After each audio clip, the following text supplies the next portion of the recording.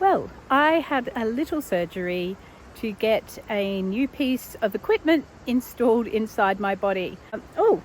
I've got long sleeves on today. I'm actually dressed up. I'm about to go out with 4 of my children to a gala dinner for an organisation called Emily's Voice. Feel free to look it up. It's a very worthwhile organisation. However, this video, I'm just killing some time while a child's in the shower. So I thought I'll do this so I might be able to get this video out. This video is all about when we got home from our holidays, very late Saturday night.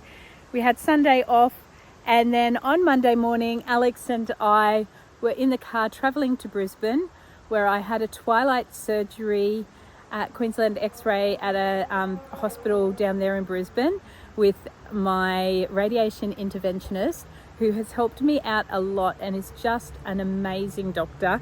I really appreciate him. So he put in a PICC port. So it's like a PICC line in my arm, only it's a port. Hang on, let me roll my sleeves up and see if I can show you. Here we go.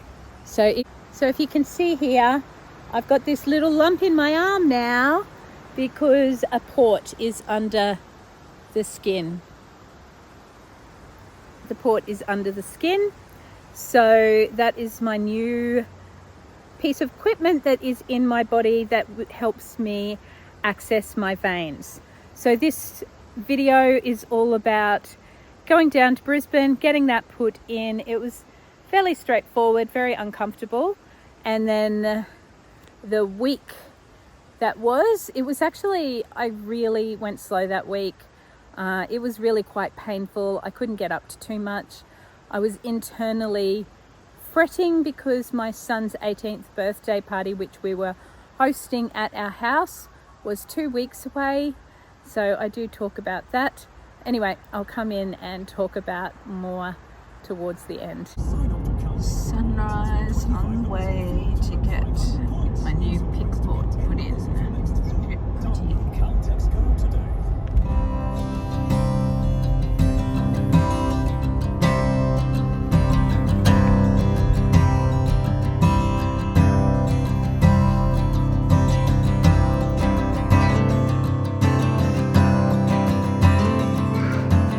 Alex found me. That's it.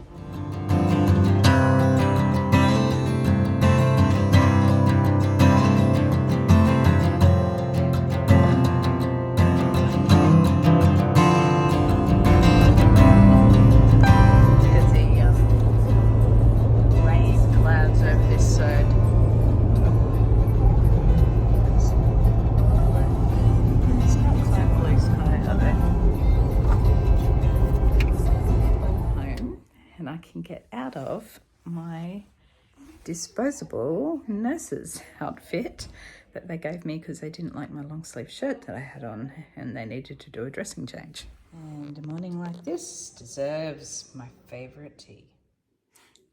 She's not looking good. About to change the bandage. Okay, new bandage, impressive.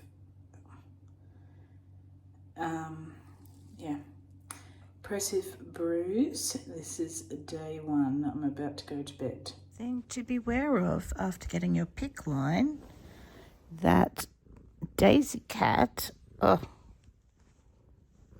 doesn't stand on your arm. She just came into the bedroom and she's checking out. She's standing all over me. Ouch! Not there either.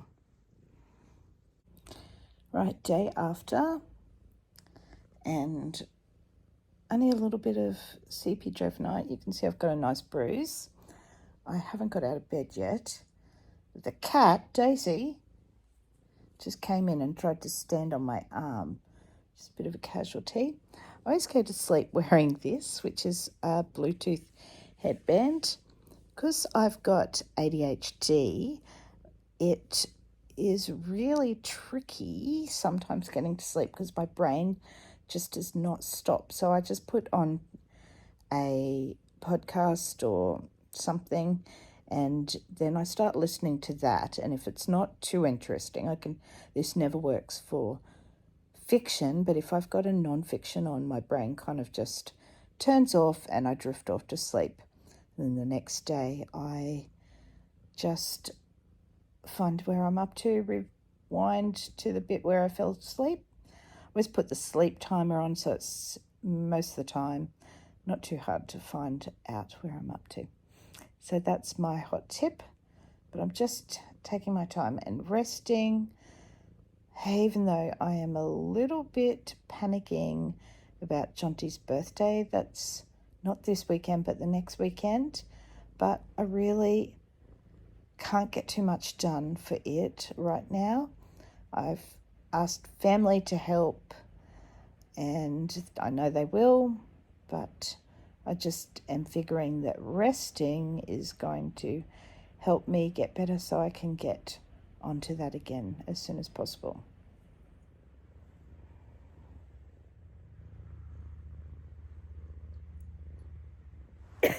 On the Monday, I got the PICC port in. I was supposed to get bloods that day. However, they said because I was having surgery, I could get the bloods done the next day.